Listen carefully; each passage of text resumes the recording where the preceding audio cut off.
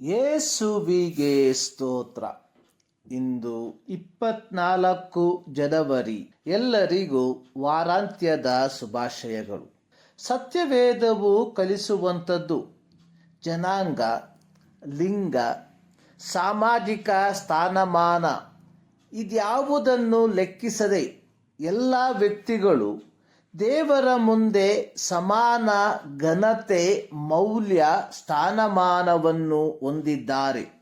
ಪ್ರತಿಯೊಬ್ಬರೂ ದೇವರ ಪ್ರತಿರೂಪದಲ್ಲಿ ಸೃಷ್ಟಿಸಲ್ಪಟ್ಟವರು ಹಾಗೂ ಪ್ರತಿಯೊಬ್ಬರೂ ಯೇಸು ಕ್ರಿಸ್ತನ ಮೇಲಿನ ನಂಬಿಕೆಯ ಮೂಲಕ ರಕ್ಷಣೆಯನ್ನು ಹೊಂದಿಕೊಂಡವರು ಆಗಿದ್ದಾರೆ.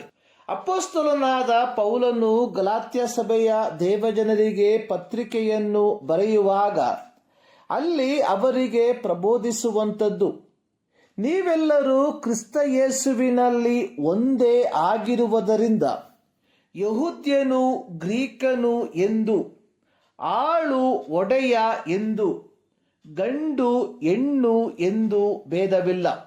ಹಾಗೆಯೇ ಎಫೆಸ ಪತ್ರಿಕೆ 2ನೇ ಅಧ್ಯಾಯದ 13-14 ವಾಕ್ಯಗಳಲ್ಲಿ ಪೌಲನು ಬರೆದಿರುವಂಥದ್ದು, ಈಗಲಾದರೂ ಮೊದಲು ದೂರವಾಗಿದ್ದ ನೀವು ಕ್ರಿಸ್ತ ಯೇಸುವನ್ನು ಸೇರಿದವರಾಗಿದ್ದು ಆತನ ರಕ್ತದ ಮೂಲಕ ಸಮೀಪಸ್ಥರಾದೀರಿ.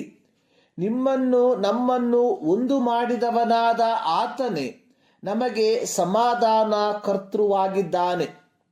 ಎಫೆಸ ಪಟ್ಟಣ ಸಭೆಯು ಪೌಲನ 3ನೇ ಮಿಷನರಿ ಪ್ರಯಾಣದ ಸಮಯದಲ್ಲಿ ಸ್ಥಾಪಿತವಾದ ಸಭೆಯಾಗಿತ್ತು.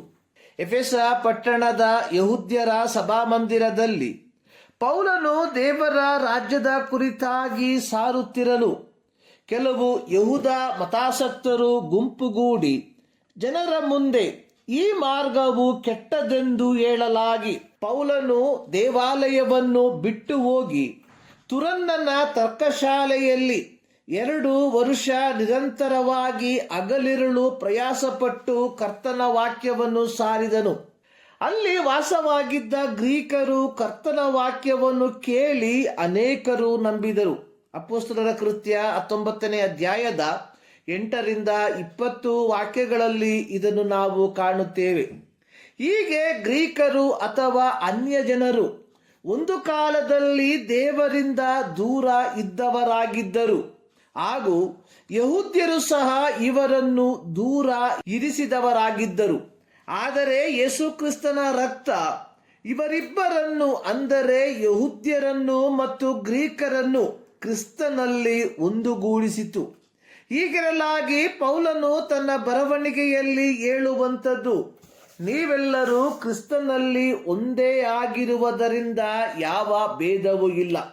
ಆದಿಮ ಸಭೆ ಅಪೊಸ್ತಲರ ಕಾಲದಲ್ಲಿ ಈ ಒಂದು ಐಕ್ಯತೆಯನ್ನು, ಸಮಾನತೆಯನ್ನು ಕಾಪಾಡಿಕೊಂಡು ಬಂದಂತಹ ಸಭೆಯಾಗಿತ್ತು. ಆದಿಮ ಸಭೆಯ ಕಾಲಘಟ್ಟದಲ್ಲಿ ಯೆರೂಸಲೇಮ್ ಸಭೆಯಲ್ಲಿ ಯೋಸೇಫನೆಂಬ ಲೇವಿಯನು ಇದ್ದನು. ಇವನು ಕುಪ್ರದೀಪದವನಾಗಿದ್ದು ಅಪೊಸ್ತಲರು ಇವನಿಗೆ ಬಾರ್ನಬ ಎಂದು ಹೆಸರಿಟ್ಟಿದರು.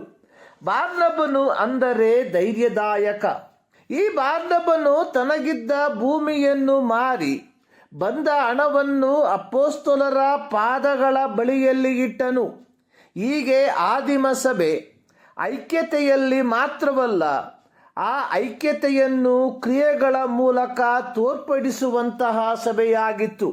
ಯಾಕೋಬನು ತನ್ನ ಪತ್ರಿಕೆಯಲ್ಲಿ ಬರೆದಿರುವಂಥದ್ದು, ಕ್ರಿಯೆಯಿಲ್ಲದ ನಂಬಿಕೆ ಸತ್ತಂಥದ್ದು. ಯಾಕೋಬನ ಪತ್ರಿಕೆ 2ನೇ ಅಧ್ಯಾಯದ 26ನೇ ವಾಕ್ಯ. ಪ್ರಿಯರೇ, ಇಂದು ನಾವು ವಾಸಿಸುವಂತಹ ಕಾಲಘಟ್ಟಗಳಲ್ಲಿ ನಮ್ಮಲ್ಲಿ ಐಕ್ಯತೆಯನ್ನು, ಸಮಾನತೆಯನ್ನು ಕಾಪಾಡುವಂತವರಾಗಿದ್ದೇವ. ಈ ಮುಂಜಾನೆಯಲ್ಲಿ ಸರ್ವಶಕ್ತನಾದ ದೇವರು ಈ ಅಧ್ಯಯನದ ಮೂಲಕ ನಿಮ್ಮನ್ನು ಆಶೀರ್ವದಿಸಲಿ.